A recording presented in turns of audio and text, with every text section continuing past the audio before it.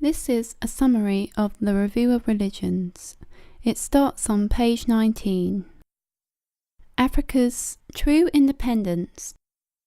The fifth Khalifa, Huzur, after the Prophet Mirza Ghulam Ahmad, peace and blessings of God be upon him, gave a keynote address in Africa to people there from many African countries.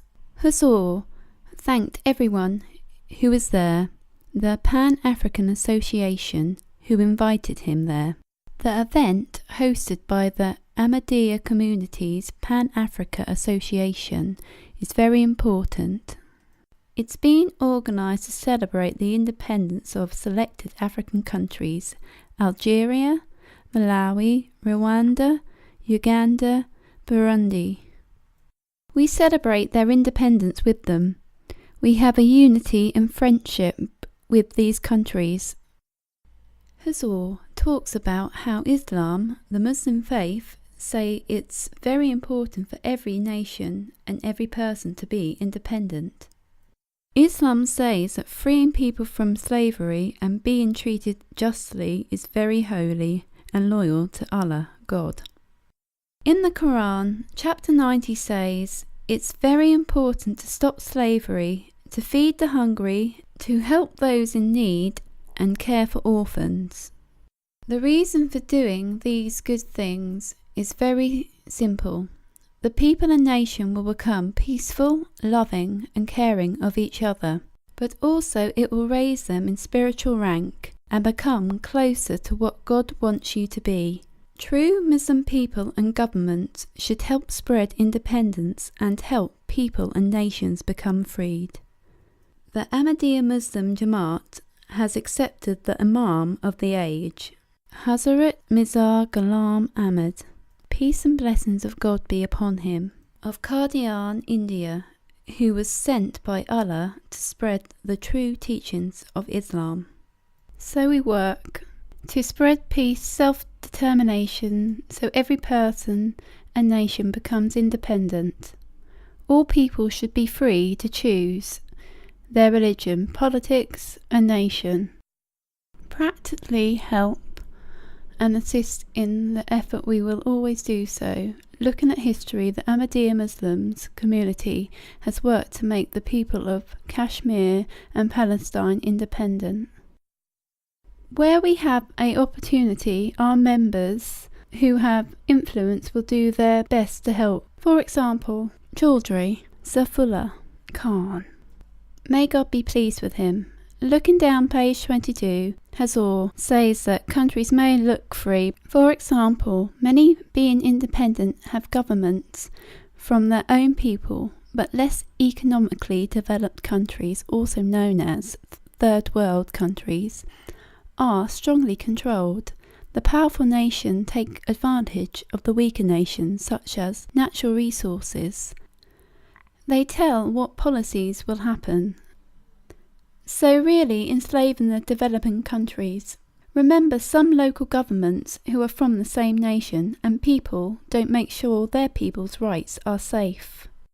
So the people in the country become angry at the injustice. They stand up against their leaders. They become so angry and extreme. And this is happening in Arabia and African countries. Remember, this is a type of slavery and must stop. So a successful and wealthy nation has peace. People's views don't stop the nation becoming better and stronger. In the USA, there was a huge economic crisis. The government and opposition party together worked on a solution to fix the crisis. There were no violent protests, no buildings destroyed. Remember, destroying your people will destroy your nation, so it doesn't become successful and advance. Remember that if all the nation's people put their nation first, all the different people can get together and push their nation to the top. In the land known as Pakistan, there are many natural resources, climates to grow many types of crops, but the country's development has stopped. Why? It's simple: conflicts, divided people and terrorism. In the land known as Nigeria, there are many natural resources, large amounts of oil, but the country is not developing. Why? It's simple. People are putting their own interests over their nation and division between people. The world is like a global village. Terrorists are not just in Asia, but in Africa too. Now they spread their hatred and destroy people, buildings with bombs. So the best thing is to use your differences together to push your nation higher, not lower. Government should look after its people justly. People of the nation should stay in the limits of the law, peacefully fix problems, instead of, without realizing, helping the people who are trying to destroy your nation. Africa, with Allah's, God's grace, has the ability to lead and guide the world.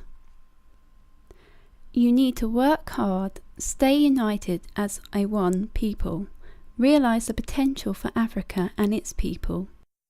Do not fall into slavery. You are all standing on the spot of the most importance for you, your country, and the world. Allah has granted the majority of African nations natural resources. Intelligent, bright people use these gifts from God to push your nation higher. This finishes on page 25. This is the December 2013 issue of the Review of Religions.